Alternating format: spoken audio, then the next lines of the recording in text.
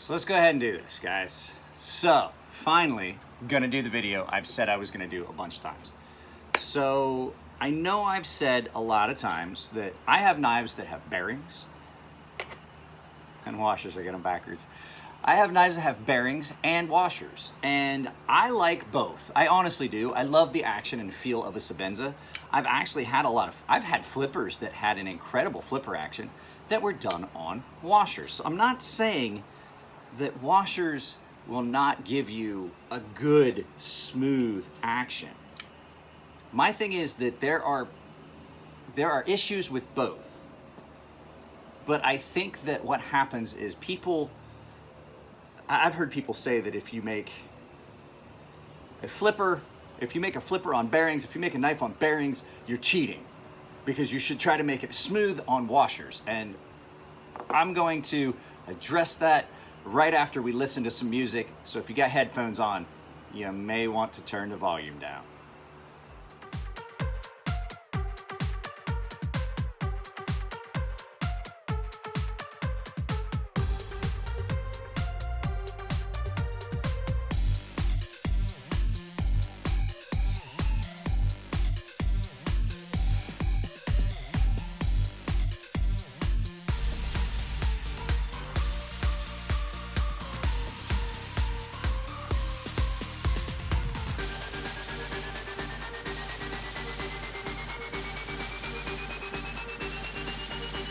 So washers, bearings, washers, bearings, washers, bearings. Why can't people throw a fit when I say that people that think that every knife should have washers are being nostalgic and they're wanting to step backwards.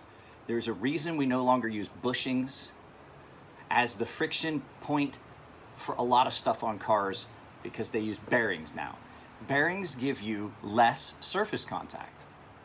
And it's simply because you have multiple small points of contact, the heads of the balls, the tops where they actually contact, that are contacting steel as opposed to a big washer. Now, is this fairly frictionless? Yeah, this is fairly frictionless. But the problem is, this knife, I have got to take apart to clean. This knife has bearings, and it just so happens that it spends a lot of time in my pocket, so we are going to take it apart. We're going to look at how much gunk is in this, because I feel no change in the action on this knife at all, period. Even though I know that there's grit and gunk and nastiness down there. I feel zero change in the performance on this. Bearings. And we'll see the difference of how dirty these are. So what I'm gonna do is we're gonna take them apart. We'll take the Sebenza apart and lay it down, and I will take the incisor apart, and because this is probably one of the dirtiest knives in my case. It spends a lot of time in my pocket. It's probably got a lot of metal dust and shit in it. It gets carried to the shop, the forge. It's always in my pocket because it is very nice. It is very nice karambit, and I've realized that having a really nice karambit, if you've studied martial arts and you feel comfortable in self-defense, this is like the knife equivalent to a pocket pistol. It really is. I really like this knife. I've kind of changed my attitudes on karambits because of this. But what we'll do is, I'm gonna pause. I'm gonna get them both taken apart. I might bring you back while I'm taking them apart. I don't know, but that can be tedious and time consuming. So we'll get them taken apart. We'll look at how dirty one is versus the other. And this one I'm feeling a degradation in the action that I wasn't feeling before, because this gets carried a lot too, versus how dirty that is with zero change. So I figured while I'm doing this, I would just talk to you guys about what I'm saying. So, are bearing knives worse? No. As a matter of fact, there's a lot of things to be said for a knife that runs on bearings. But the flip side is there are things that you have to deal with the bearing knife, which is a bushing knife or a washer knife that you don't have to deal with on a bearing knife. This knife, I 100% could just take it in right now and wash it out under the sink. And I would not really worry too much about my, while these don't matter, I do like to keep my screws matched to the part that they came from. So, now I know that you can take it apart differently. I want to be able to get to all points of this because let's take a look. There's not a lot of grit in this, really, when you look at it. Let's see here, can I get it in for you? This is not a dirty knife. And we'll see when we clean it up. I'm gonna go get paper towels to do the cleanups. Now you can see I didn't add any additional grit to that. Let's set this blade here. Let's get these parts off to the side. And we'll keep our parts all together.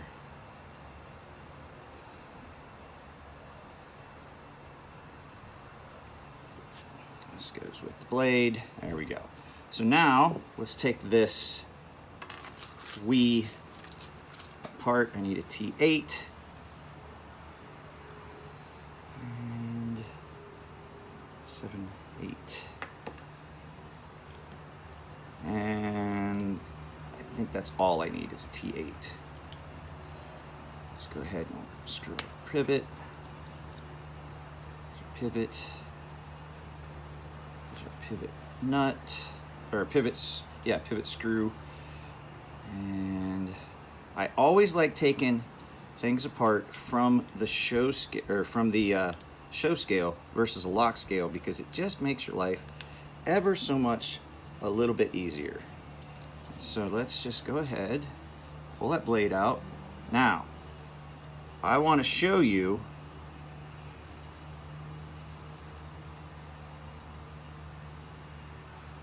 now the bearings. I'm going to put the bearings back down here. I'm going to show you. Let me see. I'll get behind the camera so I can make sure I'm showing you how much grit and nastiness is down inside this. This has so much pocket lint and gunk down in it and on the blade and everything like that, compared to the Sebenza looks fairly clean. Now, the thing is,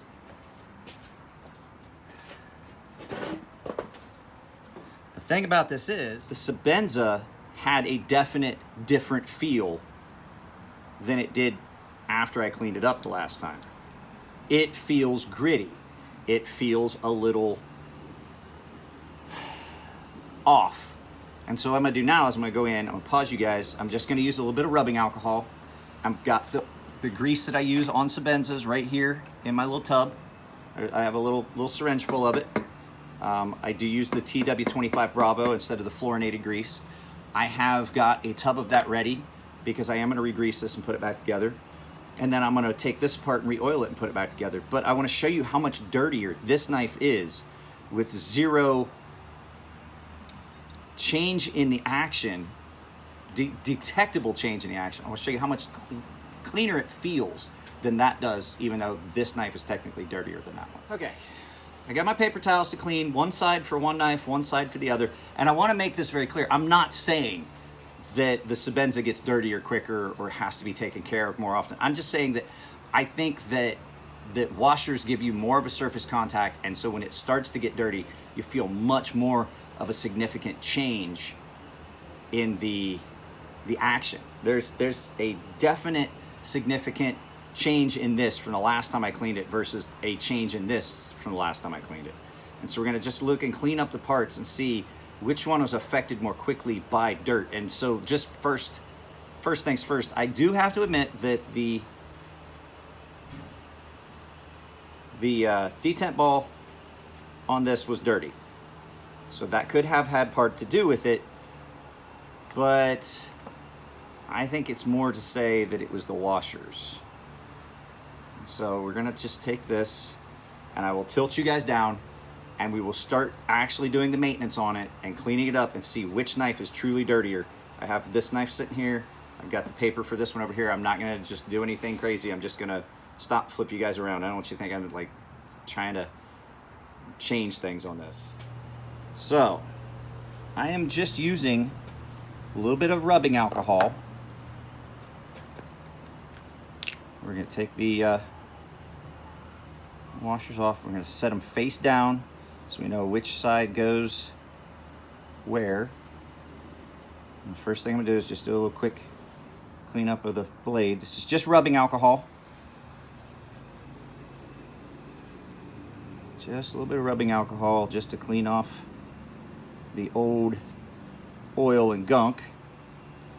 That should be good enough. And then we're just going to take these washers, hit them real quick with a little bit of rubbing alcohol, and then Wipe them off. Now I could get Q-tips and get down into the really down into the nitty gritty and guts of this, but there's really on this it's really not that dirty. Like if you look, I'm not getting that much nastiness coming off of these washers, and I didn't get much off the blade itself. Face down. And you can always tell, like if you guys are ever curious, like if you get your Sebenza washers flipped and you can't remember which side is which, the shiny side is the side that's going to touch the blade. So back face down, and then check this again. Blade's good and clean. And we'll check my, this is the last piece. This is your actual pivot bushing.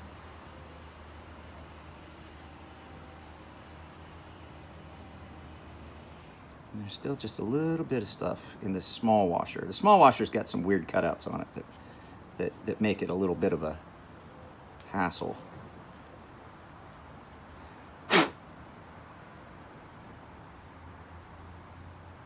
Just a little bit of schmutz down in there. So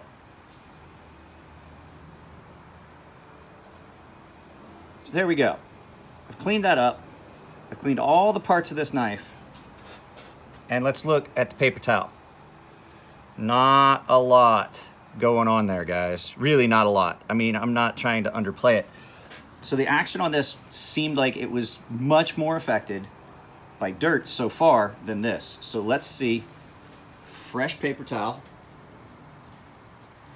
Let's see how much nastiness and stuff comes out of the bearings and everything on this wee incisor. So let's get all the parts over here. Stop pin and blade. That wasn't a stop pin, that was that pin right there. So let's clean down in that pocket. Some of this stuff is just pocket lid. All right, now let's see. Definitely want to make sure I clean my stop pin, because stop pin can affect action. It can affect your close and opening. So there's that much gunk. This is what's coming off of the blade itself, and the lock interface, and out of the areas where the bearings meet up. So there we go, there's that. Now, let's get the other side. Detent ball, let's give it a bit of a wipe down and get down in there and get some of that.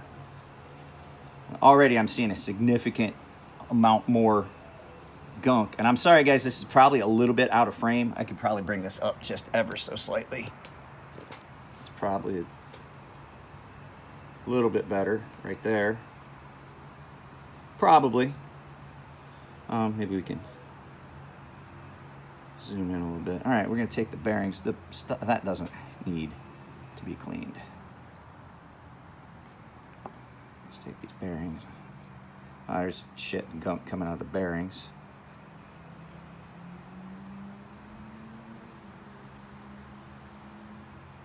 Now, I do have to admit, a lot of this is just pocket lint, and that's what it was on the Sebenza as well. But having cleaned the important parts of this knife, and we'll get everything separated back out so we don't mix screws and things like that. That screw goes with that. But let's look. There's a lot more gunk down inside the, zoom back out. Down inside the wee incisor that runs on bearings. So, and I didn't even clean out, if you guys are to look, I didn't even clean out this pocket here. See how this pocket is just, it's just full of gunk and stuff. I didn't even clean down in there. I'm not actually cleaning down in any of this stuff. I'm strictly cleaning the points of contact. So, not even trying to get all that out. So let me bring this up here, because I just wanted to make it clear. So all I'm saying is that I think that bearings are a more modern friction remover device than friction removing element than these washers. And I think you get an ease of cleanup, because the thing is, I could have cleaned this karambit without ever taking it apart. Could have sprayed a little bit of alcohol in it if that's what I want to do. A lot of times my knives go underneath, just underneath the kitchen sink. My knives with bearings, they go underneath the kitchen sink, under some hot water, and I just wash out the bearing pocket because you can get down in there. You can't do that with a washer knife because it's so tight that you're not going to be able to wash the gunk that's down in between out. So all I'm saying is I think that it's just a more modern thing. I'm not saying that one is better than the other. I just feel that bearing knives will run longer dirty than a washer knife. And I've heard people say that, oh, you don't want to take a washer knife out in the field with you because this and that. And I'm like, I don't agree. The knives that I carry that have washers are much more easy to clean up, or bearings, I mean, are much more easy to clean up in a field setting than, say, a Sebenza, which really isn't that difficult in itself.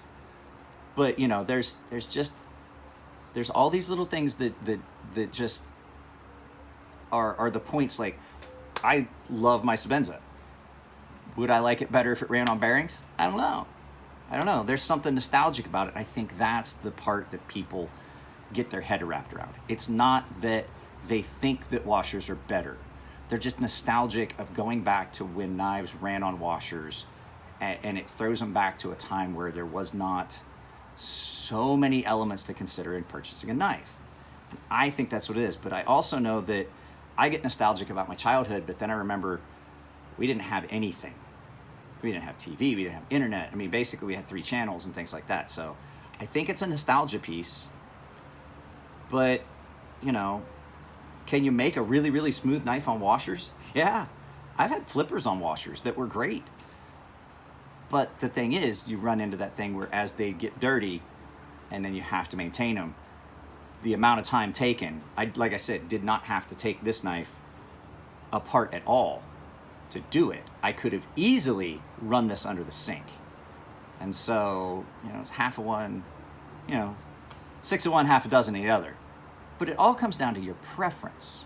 So I don't want you to take away from this video that I'm saying one is better than the other. I'm just saying I think one stays easier to clean than the other for a lot longer. It would take a long time before I would have to actually take that knife apart and clean it.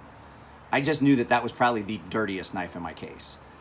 And so it's got metal dust and stuff in it. I wear it. It's in my pocket when I'm grinding knives up at the shop. So I figured it would be a good way to show how much longer they stay, how do I want to put it? How much longer a bearing knife stays the same when it gets dirty versus a washer knife. So just in closing, one of the things that I want to get across is I'm not saying that making a knife on bearings is not give you incredible action. The action on this, now that I've cleaned it up, is right back. My wife's puttering around in the yard. We're actually cleaning up back here because the dog has to stay for the weekend, or on Saturday here at the house. But the thing is, what I did to this, I'm gonna have to help her in a minute. I could have easily done to this in the kitchen sink.